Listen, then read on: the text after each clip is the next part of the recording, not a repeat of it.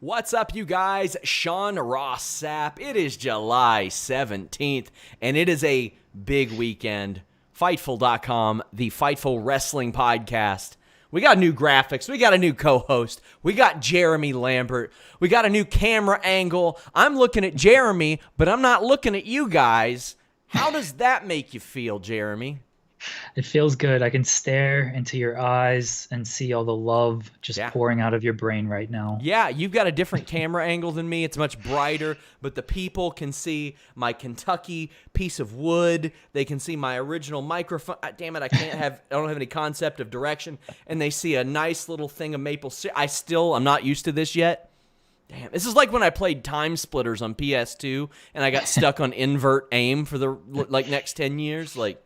That's where we are now, but where we are with you guys is donate a super chat. Any amount gets your question or statement read on the air, and we would greatly appreciate that. By the way, guys, if you're listening on the podcast feed, any number of the 50 that we have, you probably notice a whole lot of interviews going up. I was posting those to our shoot interview section of the website. It's under our podcast feed or under our podcast section on Fightful.com. Those interviews will now be going up on iTunes, Stitcher, Player FM, all that good stuff as they go live on YouTube as well. So keep your eyes on that. The MMA stuff will likely be moving to a new thing next month. We've hired Shaquille Majuri, so keep your eye on that. But Jeremy, we got lots of stuff going on this weekend. A huge weekend, and it starts in 2 hours. Really, it starts now with this show, but then it really starts in 2 hours when I'm pretty sure a bunch of people are going to try to break the internet, at least the wrestling portion of it. And Gallows and Anderson gave their deal to Satin? What's he ever done? Satin? I'm not going to say anything. I'm good. Ryan, you're supposed to be a WWE guy. You're turning your back. Good. The whole thing is that they all say he's a shill. Evidently not. I wish he was. Then I could have maybe gotten the interview. But we do have EC3. I didn't know it was shoot day on Friday nights. I did not know it was shoot night on Friday. All right. Well, this changes my whole perspective. If I'm doing a show with you every week, I've got to at least one up the 3 shows that you do with Joe every week. For those of you who don't know, Tuesdays you all do movie reviews. Thursdays you all do a news show. Saturday, you guys play TEW. So I mean, I have to verbally slay the slayer of wrestling features, right? That's true. He dropped 2 this week. Big week for Joseph Holbert. Yeah, he did. And between him and Taylor Hendricks, it's man, I'll never have to write a feature again. I'm really excited. The 2 workhorses, they are the horsemen of Fightful right now. Man, once Shaquille joins, I'm not gonna do anything. I'm gonna be like Don Callis in Impact, just drawing a check, man. That's what I'm here for. Yell at us in the chat. Do this Rusev video. That's what you're gonna do. Do this Rusev video. I send you all a Rusev video every single day because his people send it to me, and I love them. They're great, and they're like, "Hey, do these help?" And I'm like, "Yeah, they help." For some reason, no matter what Rusev says, people will click on it. Probably because he's not a bitter guy. You know what I mean? Yeah. And he's one of those guys could have been used a lot better. So it's not like some angry, jaded view or something like that. But if you want an angry, jaded view, I did an interview with EC3 this week. Also, if you want an even angrier view, I interviewed Kylie Ray last week. Make sure you guys check that out. But as you mentioned, talking shop, there's going to be something else that drops at midnight. Just so you all know. I can't put it out there yet. Kind of embargoed, so to speak. But tomorrow, UFC, new flyweight champion, Impact Slammiversary. I'm very excited for that. They're bringing in even more people than I thought. Sunday's Extreme Rules, the horror show at Extreme Rules. Thank you. Get Jinx, it right. Pinch, poke, you owe me a Coke. But what are you most looking forward to this weekend? Slammiversary, because I'm not even looking forward to the matches. I mean, the matches are good. Willie Mack, Chris Bay, Jordan Grace, and Deonna Purrazzo. Really looking forward to those 2 matches. But all the teases they have done for this is outstanding, and it seems like they're going to deliver. We know they've got some people in their up their sleeve. You're saying they got more, so It seems like they're going to deliver something. So I'm looking forward to Slammiversary. Well, guys, if you've been teasing your wiener and it's still not getting hard, our friends at Blue Chew can help you out. BlueChew.com brings you the first chewable with the same FDA-approved active ingredients as Viagra and Cialis, so you know they work, but they work a little bit faster because they're chewable. They work a little bit better, and they're cheaper, man. They're cheaper. How about free? You ever heard of free? They say nothing in life is free. I mean, well, that could be the case, but not with Blue Chew. As long as you pay that $5 to the mailman, we'll get back to him on another show. But this stuff, like I said, same active ingredients as Viagra and Cialis, so you know it works. But it's ready on your schedule, whether you're ready or not, and it gets you there, my friends. It doesn't have to be about not having the performance. Sometimes it's about that confidence. Confidence is key. It is very important. As you know, any big match performer will let you know. Maybe you want to go 5 rounds. You want to keep a flyweight pace, so to speak. You want to be like Benavidez and Figueiredo this weekend. You don't want to be like Moose and Tommy Dreamer. No offense, guys. No offense, guys. But the pace is going to be a little bit slower. Blue Chew will help you. They prescribe it online through affiliated physicians. Ship it straight to your door in a discreet package. You don't have to go to the pharmacy and hang out. Use that code FIGHTFUL. Get your first shipment free. Hit them up at Blue Chew on Twitter. Let them know you heard about them from us. Hey, by the way, we're shilling cereal again. I'm pretty excited about that. Why can't I get cereal? You don't send me any cereal. I probably could make that happen right now. I probably could. I'll see what I can do. But we got some super chats. Evan Wright says, love the distraction, priority viewing.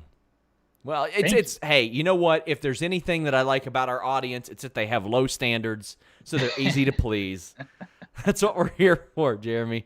One day Sean will watch the show and it just won't exist anymore. Yeah, because that's my whole thing. I don't want to do a show if it's not the best version of like a SmackDown recap there is.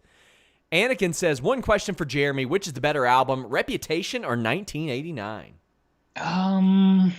Reputation. Red is my favorite Taylor Swift album. Reputation was I like the bitter, kind of angry Taylor Swift. Yeah. And Reputation was the better live show as well, I will say. I'll say 1989 because I don't give a damn about her bad reputation. Evan Wright says, Sean, you got to make sure you ignore every other monitor. You got to look at the co-hosts and guests and nothing else. The bodacious barefoot bro. Did you see where somebody was trashing me because I look off here and there? I was like, I've got the Zordon set up here. I've got 3 cameras rocking right here. Are you the hacker? Are you the hacker? I am the hacker. Just dropped it. I'm the hacker. J.K. Schwal says, Jeremy, is Alexa the biggest heel for the Lakers prediction? Go Bucks or Thunder? Definitely not Sixers. Definitely not Sixers. Their team is run by a coward. How could anyone like the Sixers? Is she bigger heel for the Lakers prediction? No, she's cliche for the Lakers prediction, if anything. The thing is, like, I like my job anyway, but in a week, it's going to probably it'll be one of the more fun Fridays over the next couple of weeks. Yes. Because we've got sports coming back. Like, we got baseball, we got basketball. I mean, I could watch a good 4-bagger in a cornhole game every Saturday, and I do, but hey. Throwback 27, our dude, go give him some love at youtube.com/throwback27. He's getting some good numbers for somebody just starting out. He says, break the wall down. The Kings are here. Tonight show was a redemption show. Amazing to see Jeremy on. Let's go Fightful. I did think this was a redemption show. It was way better than last week. I disagree. This week did not have the karaoke showdown. I mean, they had a recap of it, which... cool. I wanted karaoke showdown part 2, sing along boogaloo, and it didn't deliver. Very disappointing. Oh man. Like, here's the thing. I'm not used to sarcasm out of either Warren or Denise. So when you say I disagree, I was immediately like,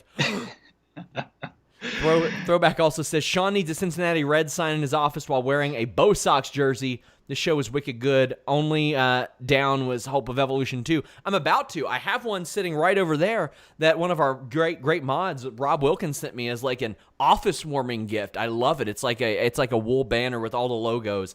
I love it. It is badass. So that will be hanging in here on occasion here and there. Reminder, guys, I donate have that those super. same banner. Huh? I have that same banner. Do you? I have one of the Avs, the Thunder, the Reds, and the Panthers, and it's my mom used to work for a place where they get those banners, and so I just got them all for free. Send me something though, Rob. Yeah, you all can just send us stuff if you want. Yeah. I mean, I know that there will be some doofuses on Twitter that will think I'm dead serious about that, but I mean, somebody sent me an autographed Nikolai Volkov comic book one time. I think I won a bet actually with that. Hannah Moore said, about to get a friends and family pass from anyone if they do Evolution 2. Hannah will exhaust all of her resources to make that happen. And she has some.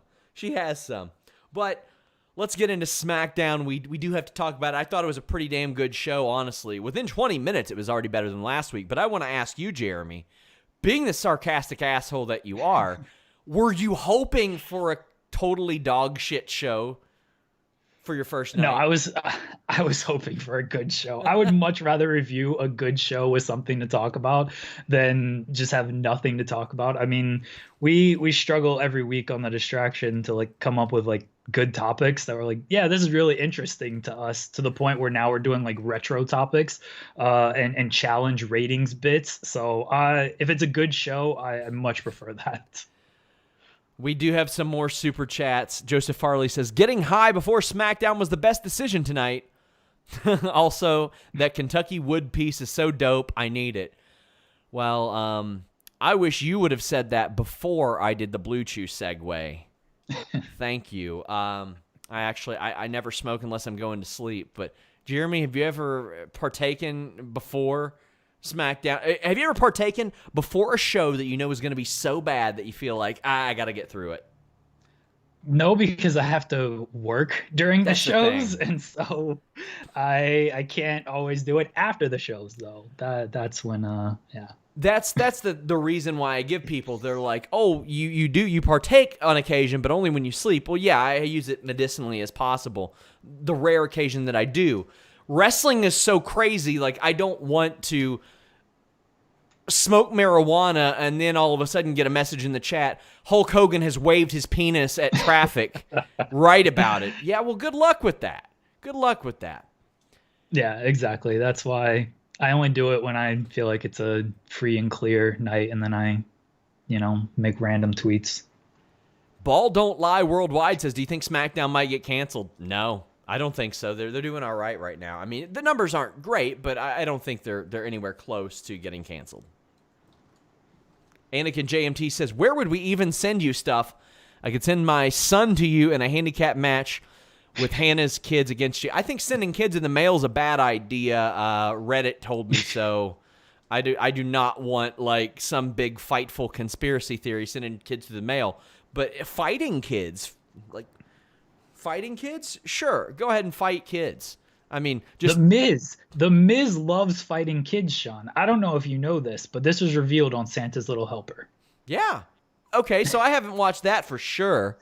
For sure haven't watched that, but you have. Did you? Is that what you all that's what you all reviewed this week? I like that you're not even waiting until December. Oh, if you've seen this movie, this was a Christmas movie that took place in July. So it was perfectly acceptable. Fair.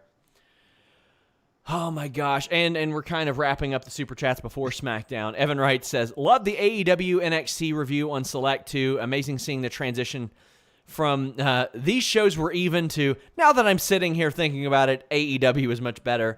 Yeah, I mean, that's how it is. And I'm learning that as I can watch these shows without being ready, setting up for a full podcast thing, I get them both watched by 10:10 Eastern. Like, I get them watched by 10:10 Eastern. I'm able to handle like the other business that I need to handle by 8:15 and be home.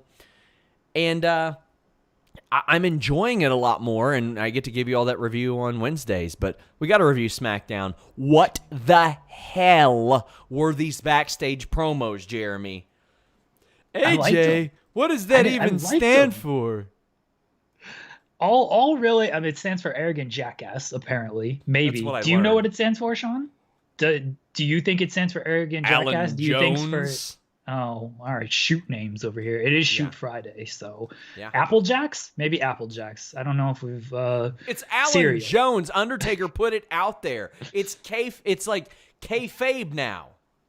Come on. By the way, guys, I have an interview with Air Paris, of all people, in the can. AJ Styles' WCW partner. I hit him up and I was like, hey, you want to do an interview? And he's like, I don't know who would want to hear that. And I said, who cares? I do. So we did it, and it was real good. He basically says if they would have signed the deals that they were first offered, they would have been the lowest paid wrestlers in WCW history, which doesn't surprise me. But after all these shitty promos, we got Cesaro and Big E just slapping meat up against each other, and this was really good. What'd you think of this one? This match rolled. Cesaro, always awesome. Big E, always awesome. I love the sharpshooter into the crossface spot, which, and then Big E powered out. That led to the finish. Big E using the Brock lock. Now I want to see Big E against Brock, but I love this match. Give me more of Cesaro and Big E. The belly-to-belly suplexes that Big E does in succession are really great. They were hitting each other hard. I liked Cesaro and Gulak have been doing this thing where they do a scoop slam, but they like drop when they do it. They go to their knees or they fall all the way down. Really, really dig that. I loved the neutralizer that Cesaro did. It's like, why didn't this start the feud? This was awesome. And, of course, they're setting up the table match, but I thought somebody was about to get put through the table, but Kofi did a tope con hilo that was awesome, too. And the heels scampered off because you can't do the payoff right here. So they're going to do a tables match. Sure. They did the table spot last week. Yes. They did the payoff last week. I have breaking news, big scoop on the SmackDown Tag Team title match. All right, Sean, you ready for this? I don't know if you caught this before the match. Michael Cole mentioned there was a fan vote, a Snickers and Dollar General fan vote where fans voted for the stipulation for Extreme Rules.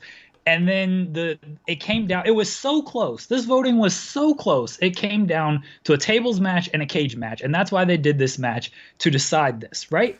I don't know if anybody caught this. I did, because I was like, did I miss this article? Was this announced and I just didn't write about this? I researched this, Sean. Here's what happened. They announced this before WrestleMania, this, Snickers Mars partnership. They mentioned Dollar General. Nowhere in the press release does it mention a fan vote. I found the voting site.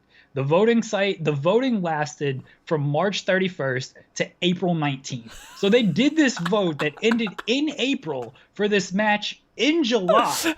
There were 3 picks. You could pick from Falls Count Anywhere, Steel Cage, or Tables match. And apparently it was so close between Steel Cage and Tables match that they needed this match to decide the stipulation.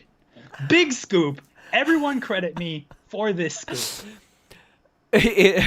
First off, I want to ask you in all seriousness, is this true?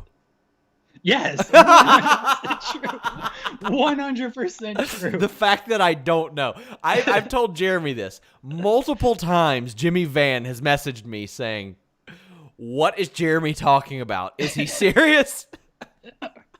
I think I've actually put in my Twitter bio now, like 95% of my tweets are sarcastic. Yeah. So.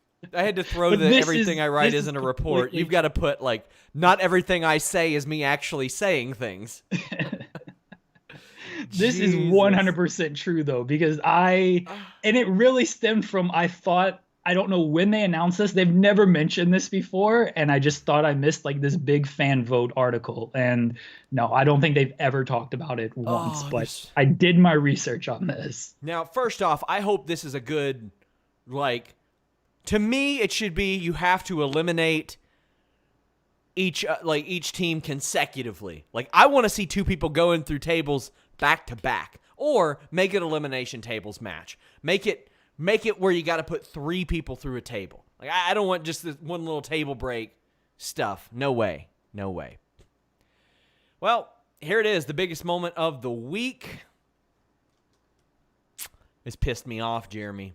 Alexa Bliss is out there with Nikki Cross on Moment of Bliss.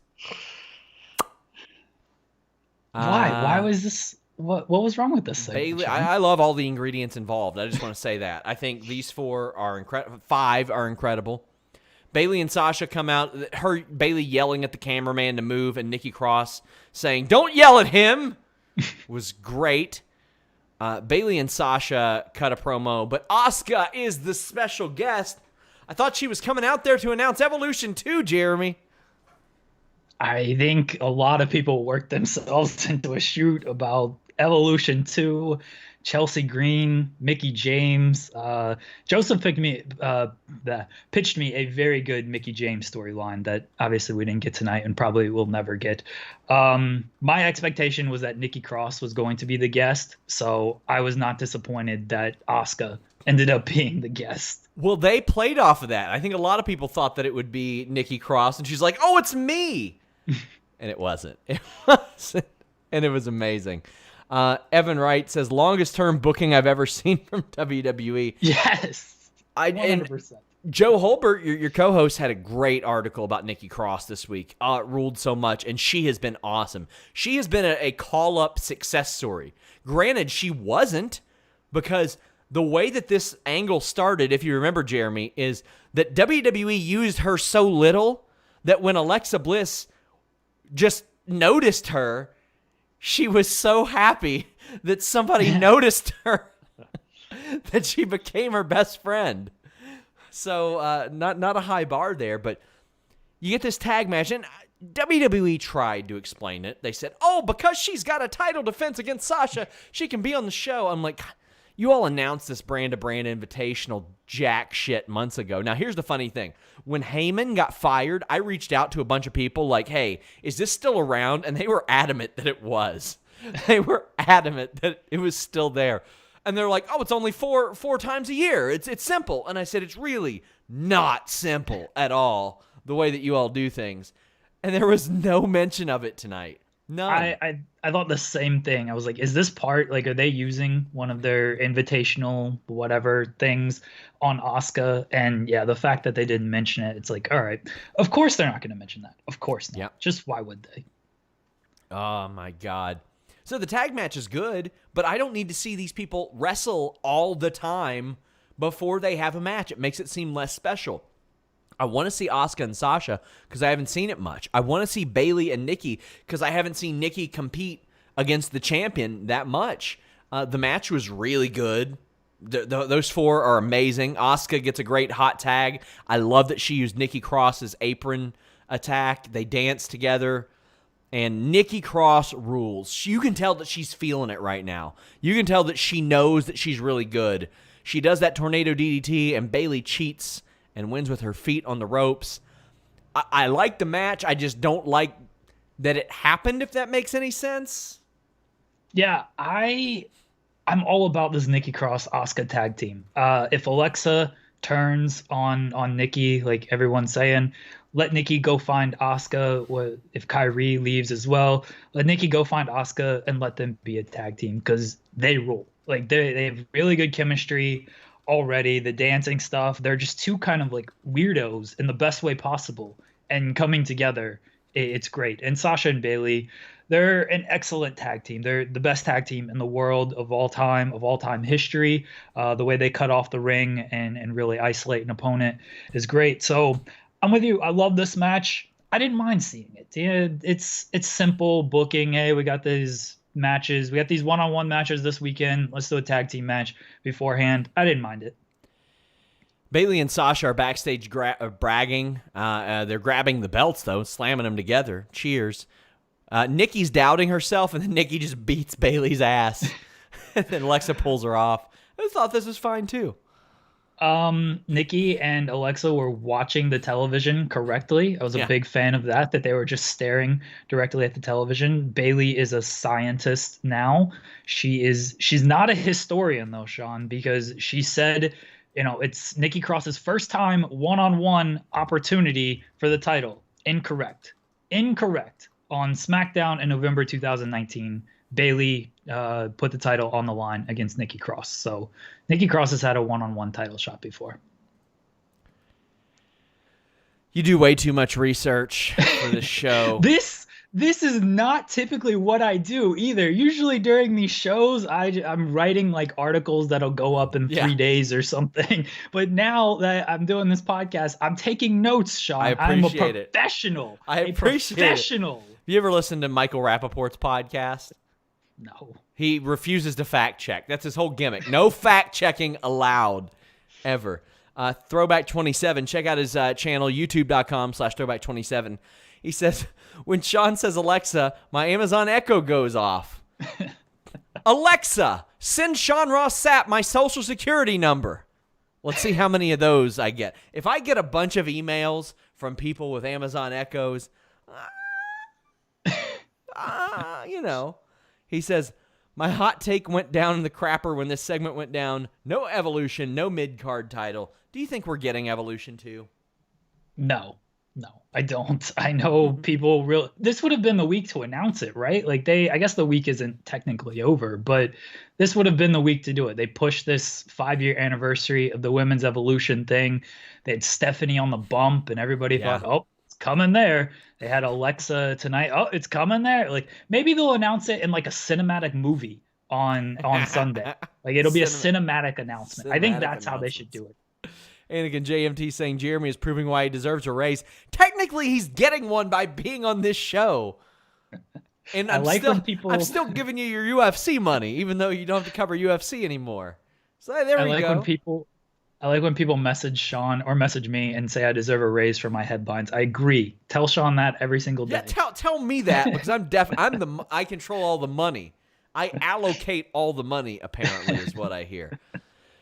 Braun Strowman squashed John Morrison. I liked the Bray Wyatt promo before this too, and I have not traditionally been a big fan of Bray Wyatt promos like that, but I thought this one was really good. He says, once you come to the swamp, you never really leave, and the monster that he created in Braun Strowman has been scratching and waiting to come home. And I'm sitting there saying, let him come home, because new Braun Strowman sucks ass. It ain't fun. I want to watch him, like, eat somebody, or, I don't know, flip a trailer over or something. Like, do something like that. And that's the Braun that we got tonight. It's just that object that he destroyed was a human being.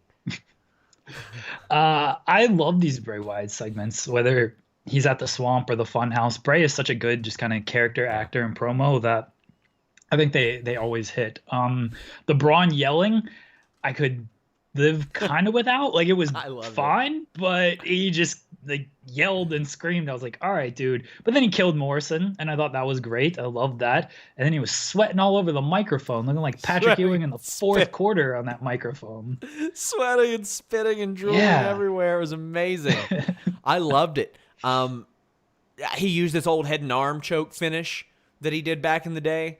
That ain't going to tap out anybody in the UFC the way I saw him apply it, but hey, whatever. I thought this was really good. The Miz and Morrison sold the hell out of this. Yes. I would not have had Lacey come right through and make light of it. I would have legitimately just had her concerned, like, damn, that sucks for him. But I thought they made Braun look like $1 million, and it doesn't take that much to make Braun look like $1 million. He can destroy a bunch of people. But I thought that they helped him out a whole lot. I love the way they had Morrison sell this. They brought the stretcher out, made it seem like that was how he needed to go out. Miz carried him to the back. I didn't mind the Lacey stuff because she just like walked by and just meant, why would Lacey Evans care about the well-being of John Morrison? Like she has no reason to care about him. So I didn't hate that Lacey Evans did that. My social security joke, apparently hers turned on and said, that's so nice. Do you need anything else? Alexa, send Sean Ross Sapp my bank and routing information.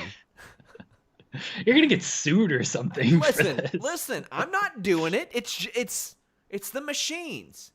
You're gonna get Amazon sued, which is fine. They have enough money as it is.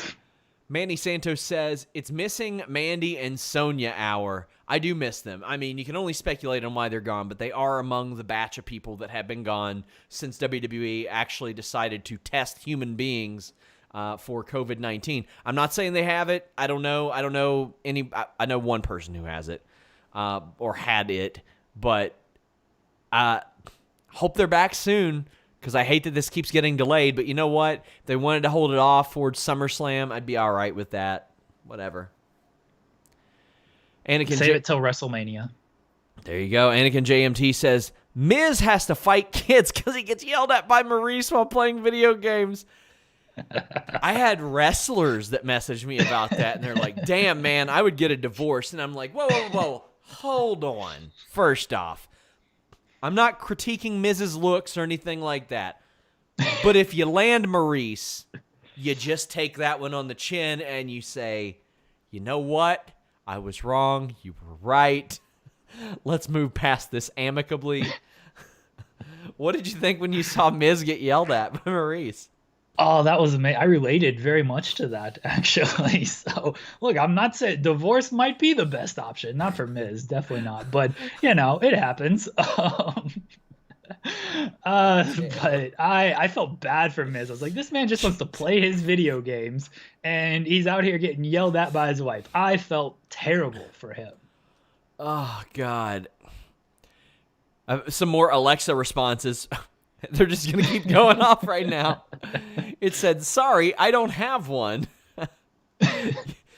I've been watching a lot of Burn Notice. Throwback is Michael Weston. He's been burned as a spy. He has no assets, no social security number. He's stuck in Miami somewhere with Bruce Campbell. I think it's Alexa saying she doesn't have a bank account. Oh, yeah. Well, we know that's a lie. We know that's a lie. They're going to get, yeah, I bet. Hannah Moore says that she says, I'm sorry, I don't seem to have that.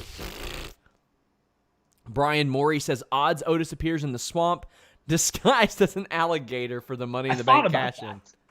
I definitely thought about Otis just like randomly showing up, popping out of the swamp or something. I don't think they're going to do it, but I do think that'd be amazing. He could be a caterpillar. He could just like caterpillar his way onto the screen, and then, or they can get an actual like CGI, not actual CGI. They can do a CGI caterpillar, and then it transforms into Otis for this match. I mean, they might have to. None of those people have been on SmackDown lately, so you can only assume they're not cleared. Only assume. That's not saying a lot. I mean, as I reported this week, Vanessa Bourne got called up in February and hasn't been used. But, man, I would like to see him involved in this. He seems like the kind of person that could benefit from this.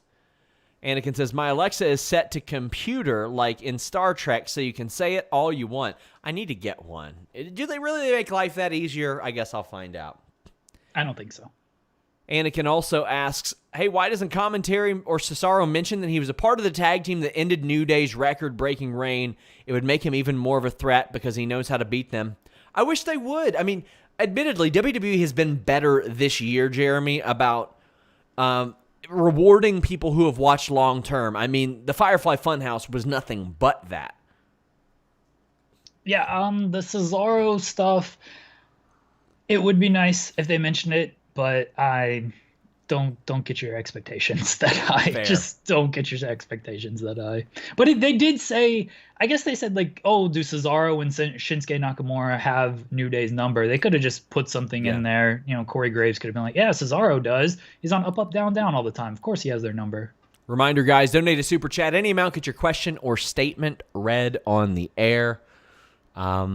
Speaking of Bray Wyatt, I don't know if you caught this in my EC3 interview, but he actually started to film his vignettes that you've seen the day that he got fired, before he got fired. But he told me that he was hesitant to pitch it to WWE. And his direct quote was, I was about to pitch it, and then I saw The Fiend lose to Goldberg in Saudi Arabia. And I was like, do I really want to pitch something that I think is really cool to them? It's hard to disagree with him. They should have put the 24/7 title on him again. Yeah, is what I think. They would have turned it down because they're like, this guy talks. No, that's not his thing. He doesn't talk. Yeah. Oh, I didn't even ask him about that. I'll interview him again. But I mean, there's so much stuff to talk to him about. By the way, keep your eye on his Facebook page. Legitimately, didn't think I'd ever say that when promoting anything. Evan Wright said, by the way, follow ours, facebook.com/FightfulOnline. We're trying to increase our presence there. Evan Wright says, hope to see a karaoke gauntlet match next week. Yes, 100%. Well, first off, let me approach this other super chat. Anakin says, "Do we hear Bray's old theme Sunday?" I think we do in cinematic fashion. Yeah. And about the karaoke gauntlet match, I can't believe they referenced it. They should have just let it go. No. That was such Tamina dog shit. won. Tamina was robbed in the karaoke segment. 100% robbed. Come on. I don't even think she did a line, but she was headbanging. She was into it. Tamina was robbed. Woof. DJ Cass says, "Is Lacey a heel again?" Yeah, evidently. This was a short match. Whatever. Naomi almost spiked herself on the Hurricane Rana. That was scary. But I love the finish. Tying up Naomi's hair, catching her with a woman's right. That was fine. It was harmless, I thought. The finish is fine until you look back and you see they kind of make Naomi look stupid too often. Remember when she got pinned by her shirt in Saudi Arabia? It was good. It was kind of creative. I want more from Naomi. I wish they would do more with her, and they just kind of make her look like a dork too often, and it sucks. I completely agree.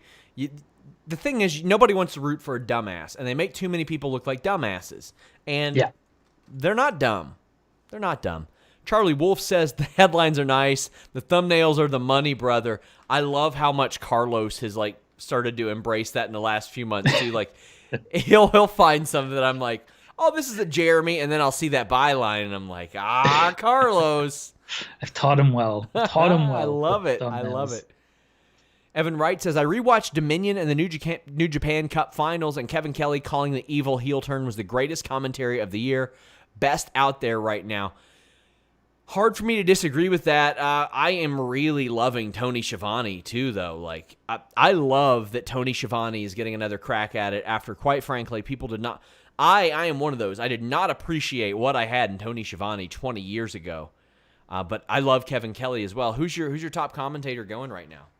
It would have to be Kevin Kelly. I actually haven't watched I watched the New Japan Cup actual tournament a day late, so I had English commentary, but I watched the finals and Dominion live, so I had the Japanese commentary, and I'm not going to go back to watch it just for Kevin Kelly's commentary, but I can imagine it was very good. Our guy Myron Kidd says, Naomi deserves better is trending. Enough said. There you go. I think you're right. Yeah, and she does. She's openly stated she would like to be in a tag team. So put her in a tag team. And I'm not talking about bringing back Cameron and giving her that shitty music either. Give her a real tag team. She wants Ember and Bianca. She said it a million times. Team me. I mean, I know Ember's out. Who knows when she's going to come back. But do a Bianca and Naomi tag team. Yeah, and I know people are like, they're on different brands. All right, why are they on different brands? Everything's happening at the Performance Center right now. It literally doesn't matter. Her husband is sitting at home nursing a knee injury. The other Uso isn't wrestling. You don't have to worry about keeping them all together right now. You can switch them whenever you want. Bianca's over there teaming with her new best friend, Ruby Riott. I had somebody talking to me about how weird, speaking of Naomi and Ruby, or speaking of Ruby Riott, because they automatically made Bianca her best buddy. Somebody was referring to the Jeff Hardy and Sheamus thing that we're about to talk about, because they've delayed it because Sheamus wasn't cleared. He was up on the video screen. Doesn't take a whole lot to figure out the guy wasn't cleared to be there. And they said, yeah, then they delayed it because they made Jeff Hardy Undertaker's surrogate understudy for some weird fucking reason. And I'll tell you, there is a reason. It was so weird. But Jeff goes, you can't run or hide from addiction. And then Sheamus pops up and attacks him. And I'm like, listen, Sheamus has not been there. We can all speculate why he hasn't been there and why they've been delaying the match. Why couldn't they just say, if they weren't going to have him do it tonight, they were going to have them do it at another taping, why couldn't they have just said, Sheamus has been suspended for 2 weeks because of his conduct, and then they'll have the match 2 weeks down the line, everything's safer. This was stupid. At least they're keeping it on SmackDown. They're keeping the infection isolated. Then they're amputating it. They're cutting the infected leg off, Jeremy. Why was Why did Sheamus have a microphone when he was talking to Jeff Hardy, who was right there? That's the thing that bothered me the most about this segment is Sheamus just stood there, or I guess crouched there with a microphone as he's just talking to Jeff Hardy. It was so dumb. I will be happy when this is over. Jeff can get his redemption, and hopefully we never have to hear about his addiction or anything again. If you want to bring it up as a redemption, fine, but don't do a full storyline on it. It's horrible. And Jeff is the Undertaker's understudy because in 2002, I'm actually rewatching this era right now. They had that ladder match, and that was when Jeff Hardy became this like big monumental single star. So it's all tied together. That's the long-term booking of WWE. Except he didn't, and then he left the company the next year. But still, Hannah Moore says, I want to know why Sheamus never got arrested for running over Elias. Could they prove it? Like on our injury report, it literally has Elias got ran over by a goddamn car. That poor guy. It was never proven to be Sheamus, right? It was just set up. They did not do an investigation on this. I think ROH ran the investigation for this, and they just couldn't find any proof. I think Jeff Hardy should be canceled because he immediately profiled Sheamus. There are a lot of it could have been Kyle O'Reilly doing Could have been Conan. I don't know if Conan has a beard, but could have been Conan. Conan or Conan? Conan O'Brien. Could have been Conan O'Brien. If it's Conan, he only refers to himself as K-Dog, and that's why he can't get into WWE. Have you ever heard that story? No, this sounds amazing, though. Oh, he got mad at Bruce Pritchard for telling it. So when the Radicals came into WWE or WWF, there were a bunch of people that sent their shit in. Conan was one of them, but he called Bruce Pritchard and he said, "Yo, it's K-Dog." And Bruce Pritchard did not know who K-Dog was. He knew who Conan was. He said, "All right, buddy, will you send in some tapes, okay?" So he asked Conan, who was literally at one point one of the most popular members of the NWO Wolfpack, to send in tapes to them. And Eddie was like, "Bruce, did you ask Conan to send in tapes?" And he's like, "No." And he was like, "He said he called you." And he's like, "No, he didn't call me." He's like, "Yeah, he said he called you and said, 'Hey, what's up? It's K-Dog.'" And he's like, "Oh." So Conan could have been in WWF during that period. Well, this is how he gets in now. Now he's got red hair and a red beard, and that's who K-Dog is. So this Sheamus Jeff Hardy thing. Did you see the article that got written on Fightful about how Vince reacted? Vince acted like Jeff Hardy versus Sheamus at Backlash was Diesel and Shawn Michaels against Razor Ramon and 1-2-3 Kid on Action Zone in '94. Like he thought it was the greatest thing he had ever seen. Great shit! Amazing, good job. And Jeff's like, I don't know, I was blown up, man. I mean, like Vince advertises a match beforehand as the greatest match ever. He advertised the wrong match as the greatest match ever is what he did, because it was obviously Jeff Hardy and Sheamus at Backlash. That was the true greatest match ever. And we're getting more super chats about this. Hannah says, also, did they get Braun glasses? Because his big ass said that he saw Jeff doing it. That's a good point. That's a good point. No eyewitness testimony at all. He's not a credible witness. Sir, this man has overturned a tractor trailer. He has thrown people. He is not a credible witness. Drew Nicholas says, he's the champion. He's the champion. How are you not going to believe the champion?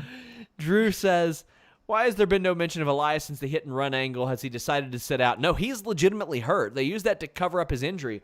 And as you know, in WWE, if you're hurt, then also your tag team partner is off the show, and they don't refer to you. They act like you're gone forever. Here you go.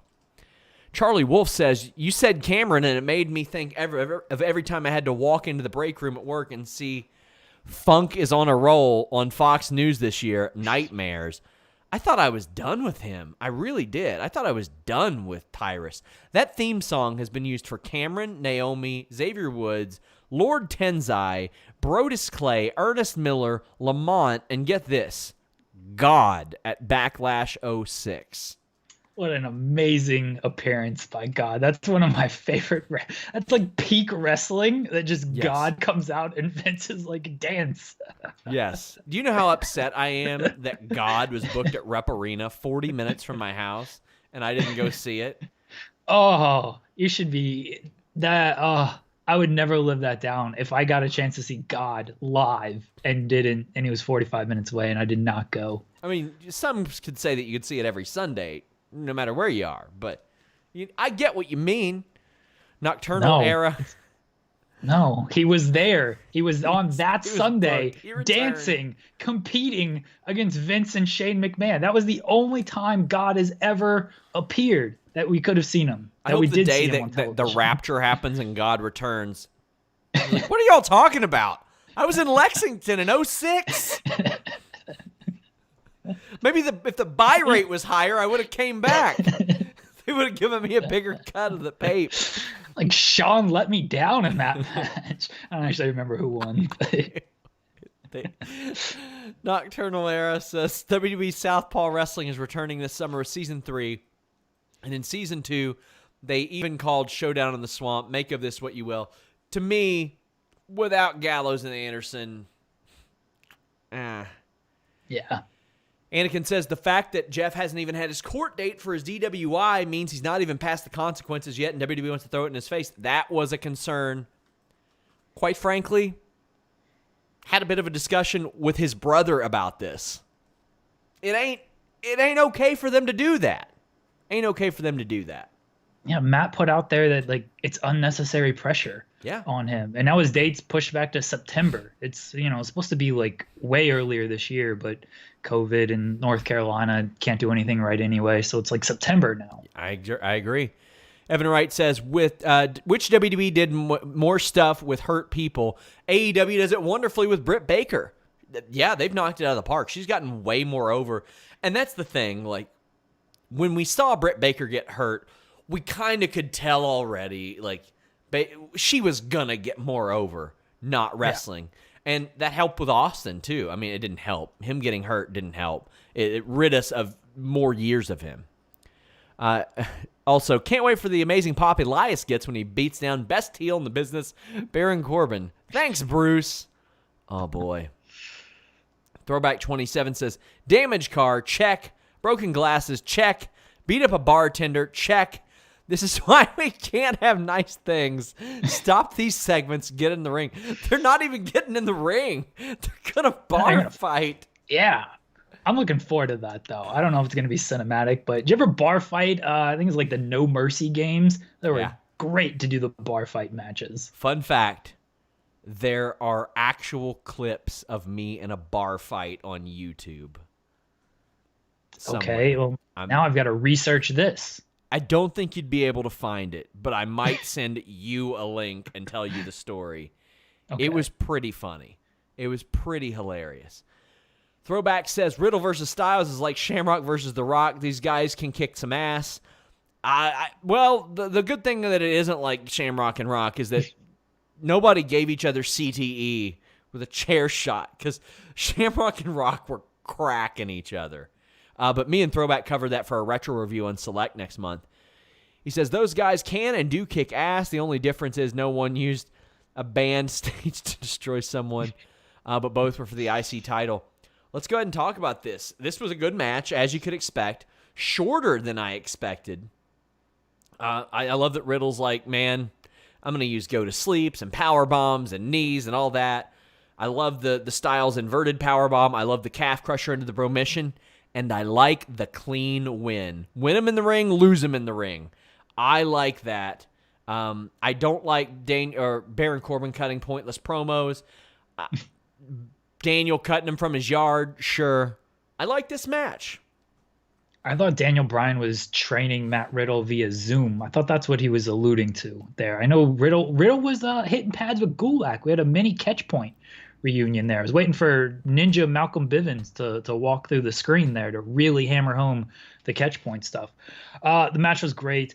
I'm with you. The clean finish, good. I don't want I don't want to invest 15, 20 minutes into any match, much less a main event match, and they get some DQ finish or even some nonsense run-in distraction. There should only be one distraction a week. It's on Thursdays at 7 o'clock. I don't want that finish in my main event matches. So I liked Riddle selling the disappointment in the loss. He was angry that he got caught, because that's what it was. He got caught in the pinfall there, and he was disappointed about it. The series is still 1-1 technically. They can run it back at some point, but I like this match. Both guys, very good professional wrestlers. And Evan Wright says, best heel in the business, Baron Corbin, Sean. I love that gimmick. Baron Corbin does attack afterwards. We had the scoop ski on that this week. Hits him with an end of days, because that's what Corbin does. They'll have their match at SummerSlam. Cool, but we got to drag out more Baron Corbin promos and more written Matt Riddle promos. No thanks on those.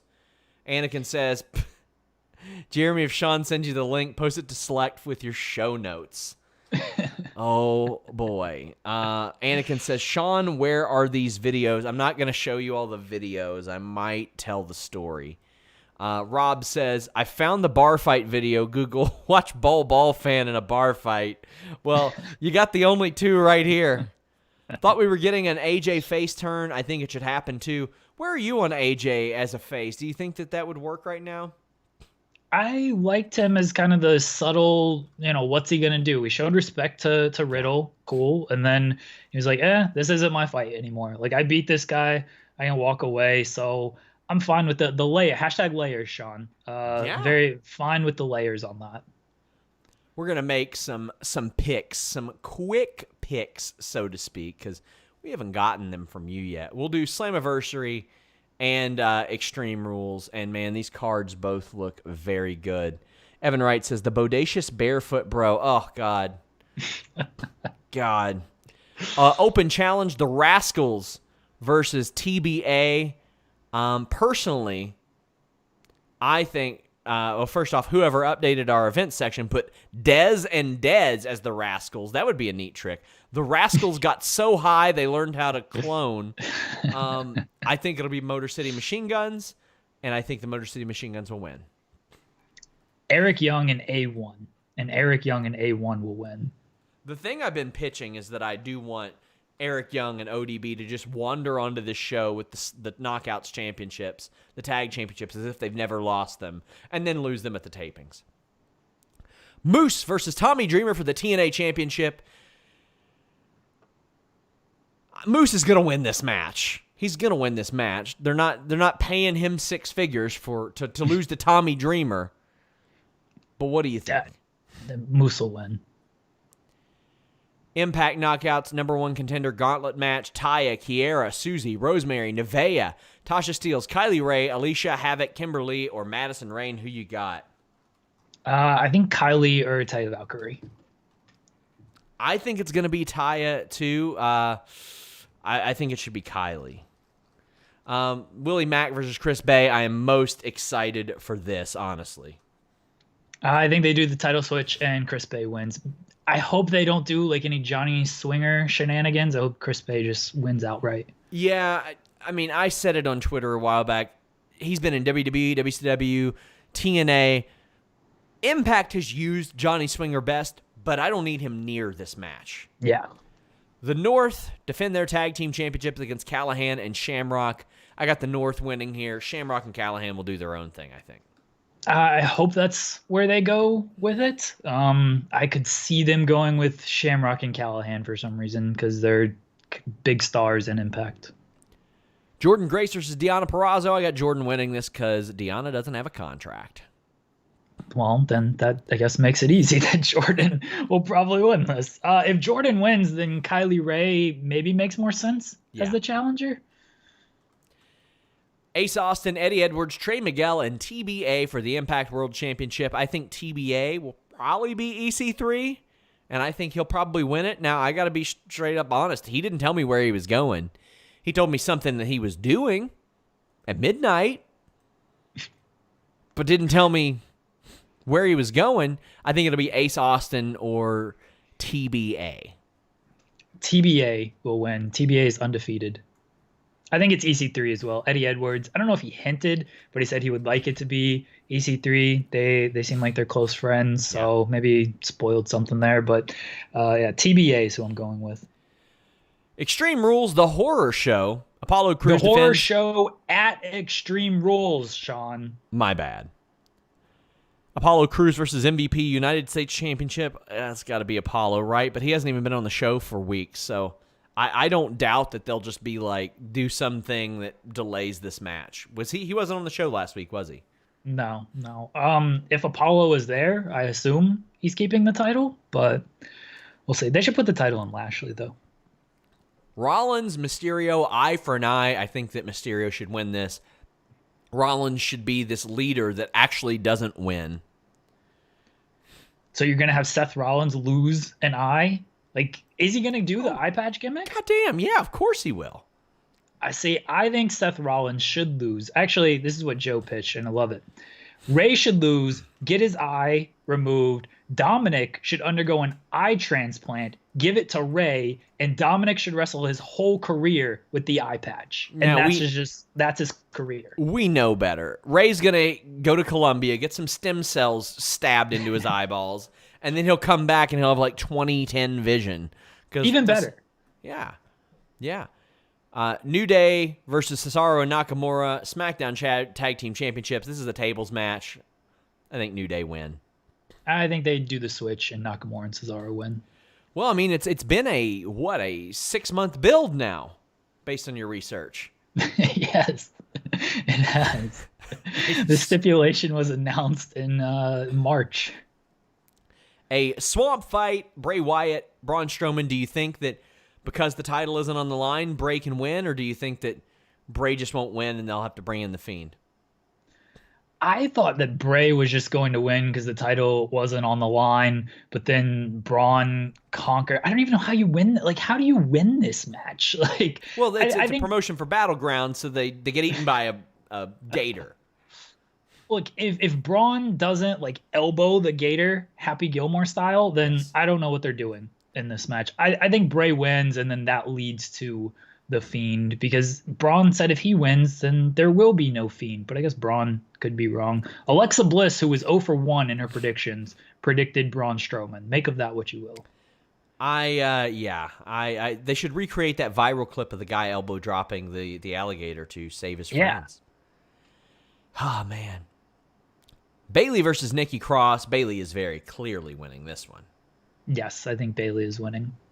Asuka versus Sasha Banks. I think Asuka is also very clearly. I am of the belief that they will go with Sasha, and they will have Sasha and Bayley just hold the gold for as long as possible as they delay that match until SummerSlam 2023, when fans can be allowed in the building. And I wouldn't hate that. They're so good. I keep saying, like, I feel lucky that I get to watch them. Drew McIntyre, Dolph Ziggler. Dolph doesn't have a chance in hell. The Rock thinks so. The Rock would love to see it. Do you think they cater their booking to The Rock? They're like, oh my God, pal, The Rock? The Rock says we should put the title on Ziggler. We got to put the title on Dolph. Oh, man. Keep killing it, DZ. Keep killing it, bro. Let's wrap up our super chats. Evan Wright says, calling TBA as Bully Ray. Aces and Eights return here. I heard there's conversations. Fell through, but I don't know. Nothing I can report, but I can speculate about it wildly on a podcast that will then get aggregated. Willie Mack appreciation tweet from Evan Wright. I love him. I think he'll be a future Impact World Champion. Hannah Moore says, the Elite action figures that came in today at Walmart were Rusev, Aiden English, Ronda, Sensational Sherry Roman, and Eric Young. What timing. Damn! Got an interview with Aiden English that'll probably drop next month, I think it is. Throwback 27 says, what do you think guys think was a single moment that started the women's revolution? Since this week was about the women in WWE, I think AJ Lee's pipe bomb. I think her pipe bomb. I think the Brie Bella match that went like 2 minutes. And I think Emma and Paige in NXT actually helped do it. What do you think? Whenever Stephanie McMahon decided that the women's revolution was created is when it was created.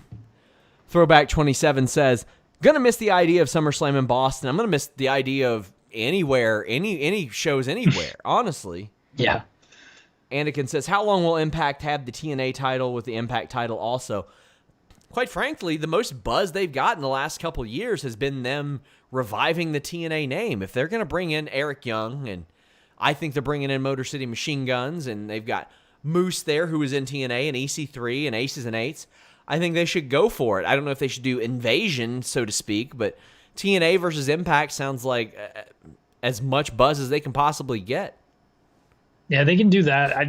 The unification match, I feel like, would have to come sometime. We haven't seen it like mix, I guess, because Tessa had been away, but at some point they've got to blend, right? Yeah. Ed Cool says, what could the Drew Dolph stipulation be? I said it. It's got to be a sacrifice match where the loser gets their ball sack ripped off. Probably something stupid. Probably like a no DQ match. Ha ha ha. Because now you operate on the same rules that I do, but you won't cheat. You're a good guy. Ha ha. Hands tied behind the back. I've heard that one pitched because Drew can still use the Claymore. I still think it should be something like, you got to pin me for 2 minutes, and all I got to do is pin you for 1 second to win. That's the stipulation. Give yourself an actual advantage, Dolph. Keep killing it, DZ. I agree. Guys, leave a thumbs up, subscribe. All that stuff helps. FightfulSelect.com. We've been hovering around the same area for quite a while, but we have posted so much news over there this week. We've got reviews of Raw and SmackDown from Alex. I review NXT and AEW. I do a Q&A show every single week. I do 25 minutes of Backstage news on the Backstage Report. The list goes on every single week. Then the Weekender, if you want, like ROH, NWA, assuming it exists in a while, BTE, all that stuff. Our dude Steven Jensen covers it. He'll be on the post-Impact show with me tomorrow night. And then I posted a bunch of news this week. The spoiler on the main event, Extreme Rules odds, updates on NWA, and some of the terrible money offers that they throw out. Rumors on the August 30th show. Combate America speaking with a wrestler, and word on Eva Lisa's WWE tryout, how that went last year.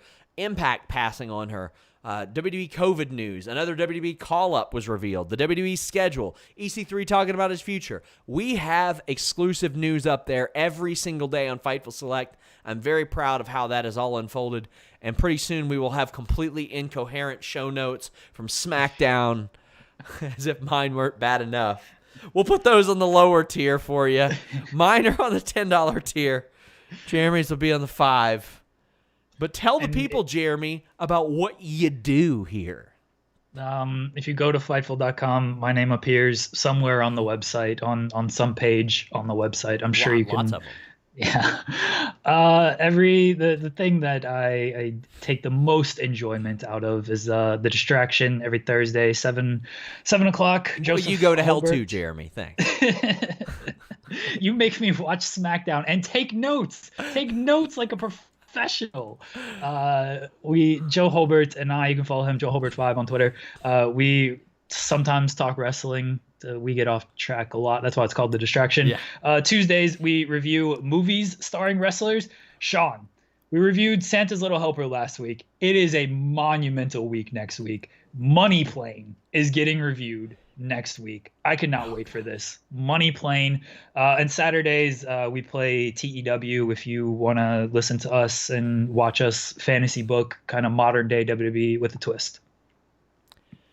Check him out, guys. Give him a follow. His shows are fantastic. We're here all weekend, and I mean literally, I'm anchored to this goddamn desk all weekend. Tomorrow at midnight, quite frankly at midnight, we're going to start covering the Talking Shop stuff. We're going to start covering what else goes on. Tomorrow, UFC, they're crowning a new flyweight champion. I assume they are. They sure hope they are. Didn't work out too well last time. Impact Slammiversary, we got a live post show. SmackDown, or not SmackDown, but Extreme Rules Sunday. Jeff Hawkins is going to be on the show with me. Throwback 27 caps us off and says, 95-degree day here tomorrow. Thank you guys for a great show. Going to be under hot cars the next 4 days. And the content you have helps.